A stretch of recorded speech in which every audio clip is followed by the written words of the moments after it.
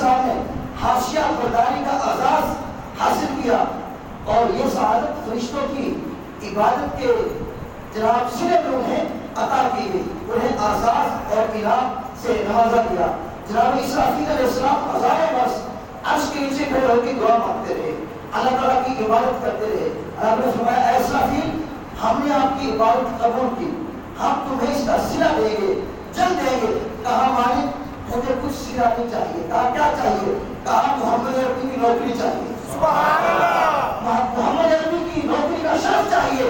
کہا پھر گھبرا نہیں، ہم نے تیری دعا قبول کر لی ہے، شب معراج ہوگی، مسجد حرام سے لے کے مسجد اقصی تک تو میرے محبوب کی نوکری کرے گا۔ سبحان اللہ! جناب یہ جو اتنی عبادت کی جناب اسرافیل علیہ السلام نے، اللہ نے فرمایا تیری عبادت قبول کروں گا، اور اسی دعا کے سلے میں آج 27ویں رجب شریف کو اللہ تعالیٰ نے اپنے محبوب کے صدقے میں جناب اسرافیل علیہ السلام کی وہ دعا قبول کی، اور اپنے محبوب کی حاشیہ برداری کا انہیں اعزاز حاصل کیا۔ اب اعزاز تو حاصل ہو گیا، لاکھوں فرشتوں کے اندر میرے محبوب دلہا بنے ہوئے ہیں۔ سبحان اللہ!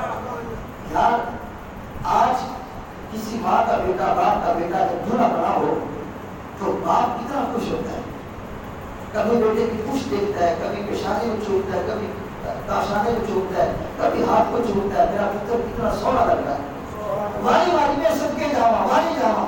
یار جب محبوب دلہا بنا ہوگا، سبحان اللہ، رب کتنا خوش ہوگا، ہائے ہائے ہائے، رب کتنا خوش ہوگا۔ فرمایا سبحان الذی اسریٰ بعبدہ لیلا من المسجد الحرام الى المسجد الاقصى الذی بارکنا حولہ لنریہ من آیاتنا انہ هو السمیع البصیر۔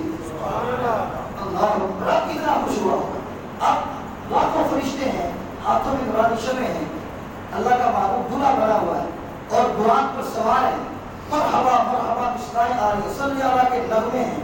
اب حضور کی سواری زمین سے قدم اٹھاتی ہے اور بیت المقدس کی طرف سفر کا آغاز ہوتا ہے۔ باغ عالم میں باد بہاری چلی، سرور انبیاء کی سواری چلی۔